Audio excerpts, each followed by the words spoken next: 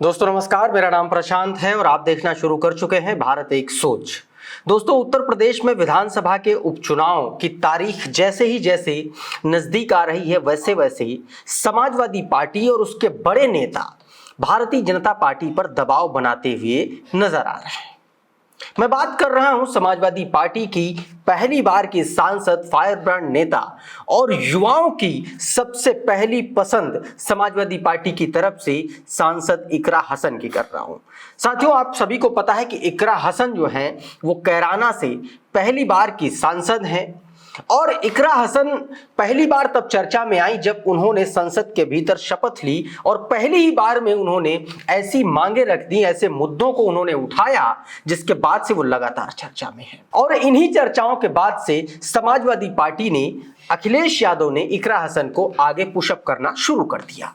आपको याद होगा कि अखिलेश यादव अक्टूबर महीने में जब 2 दिन के दौरे पर महाराष्ट्र गए थे, जहां पर उन्होंने 3 जनसभाओं को संबोधित किया था, उस वक्त अखिलेश यादव के साथ सांसद इकरा हसन भी मौजूद थी और इस दौरान इकरा हसन ने अपनी मजबूत उपस्थिति दर्ज कराई थी। अपने भाषण और अपनी स्पीच की वजह से उन्होंने सबकी नजरें, सबका ध्यान अपनी ओर खींचा था।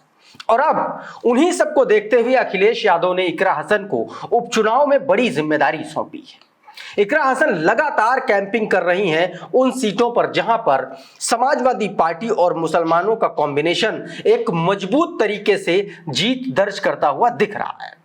आप देखेंगे तो इकरा हसन लगातार पश्चिमी उत्तर प्रदेश में सक्रिय हैं। वहीं अभी बीते दिन इकरा हसन जो है वो अंबेडकर नगर की कटहरी विधानसभा सीट पर भी चुनाव प्रचार करते हुए नजर आई थी।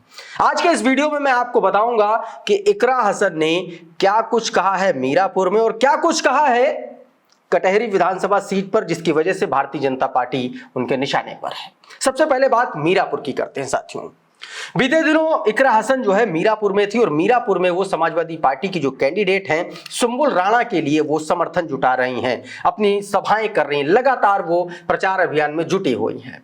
इस दौरान उन्होंने ऐसे वैसे बयान दिए जिसके बाद से न सिर्फ भारतीय जनता पार्टी बल्कि असदुद्दीन ओवैसी की AIMIM भी निशाने पर है और जयंत चौधरी को भी उन्होंने निशाने पर लिया। AIMIM के जो प्रदेश अध्यक्ष हैं शौकत अली, उनके उस बयान पर इकरा हसन ने पलटवार किया जिसमें शौकत अली ने कहा था इकरा हसन पोस्टर गर्ल है। उस पर इकरा हसन ने सीधे तौर पर कह दिया कि बेबुनियाद बयानों पर वो कोई रिएक्शन नहीं देना चाहती हैं। यानी कि शौकत अली को एक तरीके से इकरा हसन ने बता दिया वो किस दर्जे के नेता हैं और उनकी हैसियत क्या है। इसके अलावा इकरा हसन ने जयंत चौधरी के उस बयान पर भी हमला बोला जिस बयान में जयंत चौधरी ने PDO को पर्सनल डेवलपमेंट ऑफ ऐरा गैरा कहा था। इकरा हसन ने जयंत चौधरी का बिना नाम लिए सीधे तौर पर RLD पर हमला बोला और कहा कि PDA अपनी ताकत दिखा चुका है और PDA जीत दर्ज करके ये बता चुका है कि कौन ऐरा गैरा है। इसके अलावा मुख्यमंत्री योगी आदित्यनाथ के बयान पर इकरा हसन ने बटोगे तो कटोगे वाले बयान पर इकरा हसन ने जोरदार हमला बोला।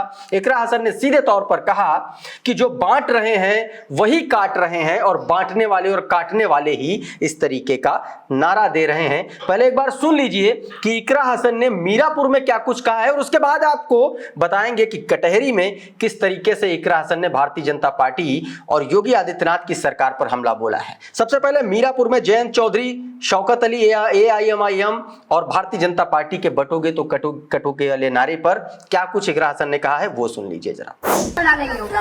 और ये भाईचारे का चुनाव है, हमें सबको जोड़ना है। मजे की बात तभी होगी जब हिंदू की पीड़ा में मुसलमान खड़ा होगा और मुसलमान की पीड़ा में हिंदू भाई खड़े होंगे। इस चुनाव में आपको सबको जोड़कर आगे बढ़ना है, यही भाईचारे से ही हमारी जीत हो पाएगी। तो साथियों, कुछ इस तरीके से इकरा हसन ने भारतीय जनता पार्टी पर हमला बोला। मैं आपको बता दूं साथियों, मीरापुर सीट में सुम्बुल राणा समाजवादी पार्टी की तरफ से कैंडिडेट हैं। वहीं RLD के टिकट पर इस बार मिथिलेश पाल मैदान में है, हालांकि वो भारतीय जनता पार्टी में शामिल हो चुकी थी। इसके अलावा शाहनजर बहुजन समाज पार्टी से कैंडिडेट हैं। वहीं आजाद समाज पार्टी और AIMIM के कैंडिडेट भी मुस्लिम्स हैं। ऐसे में ये एक बड़ा कॉम्बिनेशन बन करके तैयार हो रहा है क्योंकि सिर्फ और सिर्फ हिंदुओं की तरफ से RLD और भारतीय जनता पार्टी की कैंडिडेट मिथिलेश पाल है। बाकी सारे के सारे दल इस सीट पर मुस्लिम कैंडिडेट पर उन्होंने दांव लगाया है। इसके अलावा साथियों कटहरी विधानसभा सीट पर भी इकरा हसन प्रचार करते हुए, कैंपेनिंग करते हुए नजर आ रहे हैं। इकरा हसन साथियों कटहरी विधानसभा से क्षेत्र में पहुंची थी। यहां से भारतीय जनता पार्टी के जो कैंडिडेट हैं वो धर्मराज निषाद हैं, वो बहुजन समाज पार्टी में रह चुके हैं। इधर समाजवादी पार्टी के कैंडिडेट शोभावती वर्मा है, जो लालजी वर्मा की पत्नी है। लालजी वर्मा समाजवादी पार्टी से सांसद चुन लिए गए हैं। इसके अलावा वो बहुजन समाज पार्टी में भी रहे हैं। 2022 में वो समाजवादी पार्टी में आ गए थे।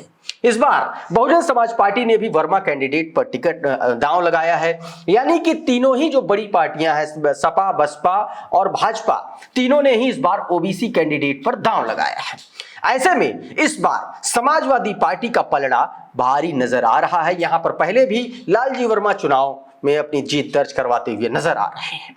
समाजवादी पार्टी को लगता है कि इकरा हसन अगर कटहरी विधानसभा सीट पर कैंपेनिंग करेंगी, प्रचार करेंगी, तो समाजवादी पार्टी को लीड अच्छी खासी मिल सकती है, क्योंकि इस सीट पर समाजवादी पार्टी को लीड के लिए मुस्लिम वोटर्स की बड़ी जरूरत है और मुस्लिम इस सीट पर 40 से 45 हजार के आसपास वोटर्स की संख्या है। ऐसे में एक बड़ा दांव समाजवादी पार्टी खेल रही है, क्योंकि ऑलरेडी भारतीय जनता पार्टी और बहुजन समाज पार्टी ने ओबीसी कैंडिडेट पर दांव लगाया। इससे पिछले चुनाव में देखेंगे तो ब्राह्मण वोटों में बंटवारे के चलते समाजवादी पार्टी ने जीत दर्ज की थी। इस बार समाजवादी पार्टी कटहरी से सीधे तौर पर मुस्लिम्स के आश्रय होकर के वहां पर मुसलमान वोटों के जरिए वहां पर लीड लेने की कोशिश करे और इसीलिए इसी कड़ी में इकरा हसन को वहां पर लगाया गया। इकरा हसन चुनाव प्रचार करने पहुंची थी। इस दौरान भारतीय जनता पार्टी की सरकार पर उन्होंने जबरदस्त हमला बोला। यूपी पीसीएस के जो प्रतियोगी छात्र हैं, जो इलाहाबाद में, प्रयागराज में जो प्रदर्शन कर रहे हैं हजारों छात्र, उनको लेकर के उनके समर्थन में उतर आए और उन्होंने भारतीय जनता पार्टी की सरकार पर हमला बोला। साथ ही इकरा हसन ने यहां भी बटोगे तो कटोगे वाले नारे को लेकर के मुख्यमंत्री योगी आदित्यनाथ की सरकार को लेकर इकरा हसन ने जबरदस्त हमला बोला है। कटहरी में क्या कुछ कहा इकरा हसन ने, वो भी एक बार सुन लीजिए। ये तो जो भाजपा सरकार है, इनको यही राजनीति आती है, सिर्फ समाज में विभाजन करके ही ये वोट बटोरना चाहते हैं और वही इनके नारों में भी दर्शा रहा है। तो इन लोगों की राजनीति, जो नफरत की राजनीति है, उसी को हमें खत्म करना है। हम प्यार से सबको जोड़ना चाहते हैं और ये सिर्फ लोगों को नफरत से तोड़ना चाहते हैं। लखनऊ में आए दिन पोस्टर लग रहे हैं कि कोई कुछ कर रहा, कोई कुछ कर रहा, कोई कुछ कर रहा। उपचुनाव के बाद तो क्या राजनीति हो रही समय? देखिए, नारे और पोस्टर वगैरह तो राजनीति में रहते ही हैं, लेकिन जो शुरुआत राजनीति की भारतीय जनता पार्टी करती है, वो हमेशा नफरत की और तोड़ की करती है। तो उन्हीं ये उचित नहीं मुझे लगता है। मैम, इलाहाबाद में बच्चे कल से प्रदर्शन कर रहे हैं, इसको किस तरीके से देख रहे हैं? कल पुलिस ने लाठीचार्ज भी किया। किस विषय में?